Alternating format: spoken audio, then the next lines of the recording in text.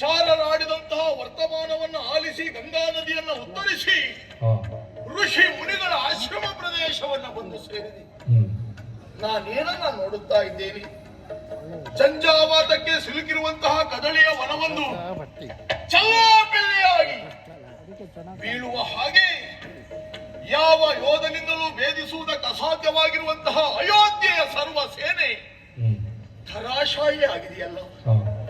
ಒಬ್ಬನ ತಲೆಯ ಮೇಲೆ ಮತ್ತೊಬ್ಬನ ತೋಳು, ಇನ್ನೊಬ್ಬನ ಎದೆಯ ಮೇಲೆ ಮತ್ತೊಬ್ಬನ ಕಾಲು, ಶಿರ ಕರಿದ ಕರುಳೊಗೆದ ಭೀಕರವಾದ ಬೀಭತ್ಸವಾದಂತಹ ದೃಶ್ಯವನ್ನು ಕಾಣುವಂತಹ ದೌರ್ಭಾಗ್ಯ ನನ್ನ ಪಾಲಿಗೆ ಒದಗಿ ಬಂತಹ ಅದ್ಯಾರದು?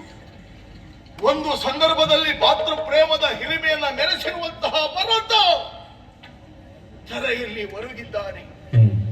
ಮತ್ತೊಂದೆಡೆಯಲ್ಲಿ ಅಣ್ಣ ಸದಾ ಕಾಲಕ್ಕೂ ನಿನ್ನ ನೆರಳಾಗಿ ಬರ್ತೇನೆನ್ನುವ ಹಾಗೆ ಹೇಳಿದಂತಹ ಲಕ್ಷ್ಮಣ ಮಲಗಿದ್ದಾರೆ. ಹಾಗಾದ್ರೆ ಮುಂದೆ ರಾಮನ ಬದುಕಿನಲ್ಲಿ ಲಕ್ಷ್ಮಣನ ನೆನಪು ಮಾತ್ರ ಉಳಿಯಿತೆ. ಲವಣಾರಿ ಎಂದೆನಿಸಿಕೊಂಡಿರುವಂತಹ ಶತ್ರುಘ್ನನು ಧರಾಶಾಯಿ ಆಗಿದ್ದಾನಲ್ಲ. ಇದನ್ನೆಲ್ಲ ಕಾಣುವಂತಹ ನನ್ನ ಕಣ್ಣುಗಳು ಯಾಕೆ ಕುರುಡಾಗಬಾರದಾಗಿತ್ತು? ಇದನ್ನೆಲ್ಲ ಅನುಭವಿಸಿರುವಂತಹ ನನ್ನ ಹೃದಯ ಯಾಕೆ ಸೆಳೆದು ಒಡೆದು ಹೋಗಬಾರದಾಗಿತ್ತು? ಇಂತಹ ಸಂದಿಗ್ಧ ಪರಿಸ್ಥಿತಿಯಲ್ಲಿ ಒಬ್ಬ ಅರಸನಾದವನಿಗೆ ಧೈರ್ಯವನ್ನ ಹೇಳಬೇಕಾದದ್ದು ರಾಣಿ ಅಲ್ವೇ? ಆ ರಾಣಿ ಎಲ್ಲಿದ್ದಾಳೆ ಈ ಸಂದರ್ಭದಲ್ಲಿ? ರಾಣಿಯ ತೊರೆದಿಯೇ ಸೋನುಗ ಎನಗಿಲ್ಲ,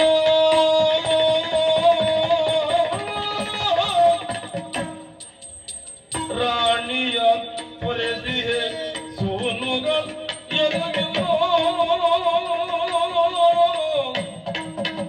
ಜಾಣರ ನಂಬಿದ್ದೆ ನಾನು,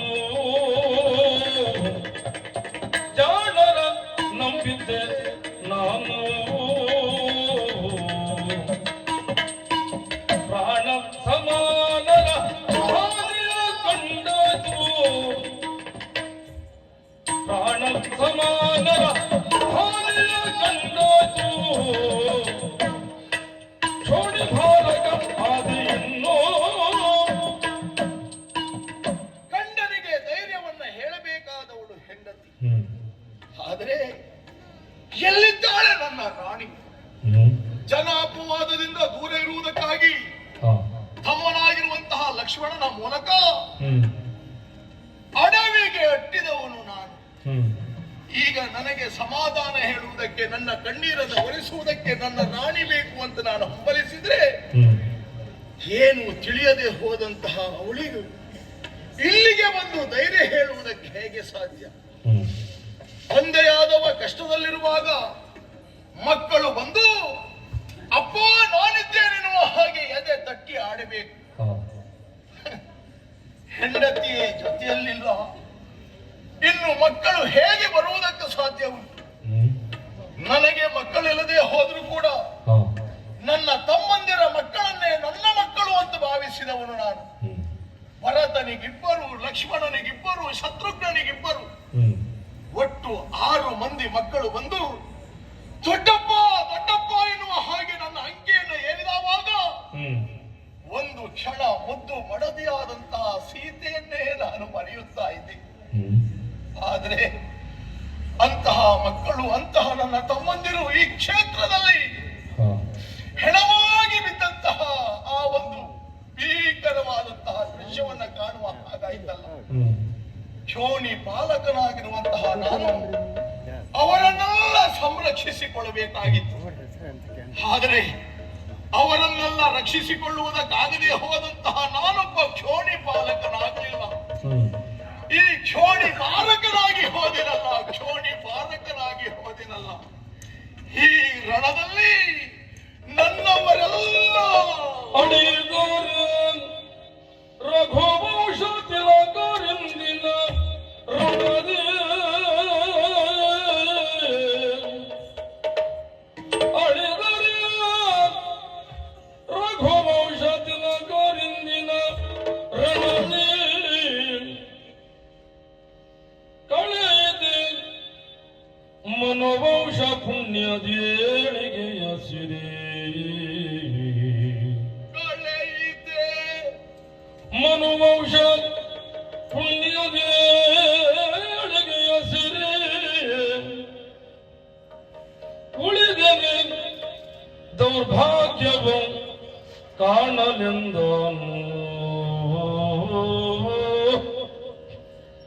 ಉಳಿದರೆ ದೌರ್ಭಾಗ್ಯವು ಕಾಣಲೆಂದನು. ಸೆಳೆಯನೆ ವಿಧಿ ಎನ್ನನು. ಸೆಳೆಯನೆ ಎನ್ನನು.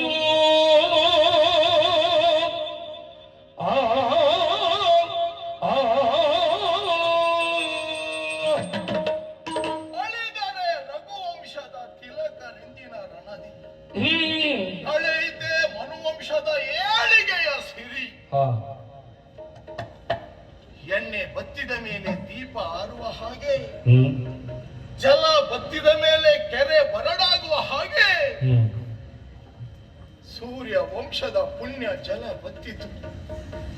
ಈ ರಾಮನ ಬದುಕೆನ್ನುವುದು ಬರಡಾಗಿ ಹೋಯಿತು. ಎಲ್ಲರನ್ನ ಸೆಳೆದಿರುವಂತಹ ಆ ವಿಧಿ ಮಾತ್ರ ನನ್ನೊಬ್ಬನನ್ನ ಈ ಲೋಕದಲ್ಲಿ ಬಿಟ್ಟು ಹೋದ ಯಾಕಾಗಿ? ಅದರ ಅರ್ಥ ರಾಮನ ಮೇಲೆ ಆ ವಿಧಿಗೆ ಕರುಣೆ ಉಂಟು ಎನ್ನುವುದಲ್ಲ. ಇದನ್ನೆಲ್ಲ ನೋಡುವಂತಹ ಆ ಒಂದು ದೌರ್ಭಾಗ್ಯ ನಿನಗಾಗಲಿ ಎನ್ನುವಂತಹ ಉದ್ದೇಶದಿಂದಲಲ್ವೇ ಇಷ್ಟಾಗದೆ ಇರ್ತದೆ ರಾಮನ ಬದುಕಿನಲ್ಲಿ. ತುಂಬು ಗರ್ಭಿಣಿಯಾದಂತಹ ಸೀತೆಯನ್ನ ಕಾಡಿಗೆ ಅಟ್ಟಿದೆ. ಹೆಣ್ಣಾರ್ವಳ ಕಣ್ಣೀರಿಗೆ ಕಾರಣೀಕರ್ತನಾದೆ. ಅಂತಹ ಈ ರಾಮನನ್ನ ಆ ವಿಧಿ ಕ್ಷಮಿಸುವುದಕ್ಕೆ ಸಾಧ್ಯವೇ? ನಾ ಮಾಡಿದಂತಹ ತಪ್ಪಿಗೆ ಶಿಕ್ಷೆ ಇದೆನ್ನುವ ಹಾಗೆ ಆ ವಿಧಿ ಭಾವಿಸಿ ಎಲ್ಲರನ್ನ ಸೆಳೆದು ನನ್ನೊಬ್ಬನನ್ನೇ ಬಿಟ್ಟು ಹೋದ. ಹೊರಗೆ ಹೊರಗೆ ಮರುಗಲಿ ಎನ್ನುವಂತಹ ರಾಮ ಎನ್ನುವ ಕಾರಣದಿಂದಲಲ್ವೇ? ಏನು ಮಾಡಲಿ? ಏನು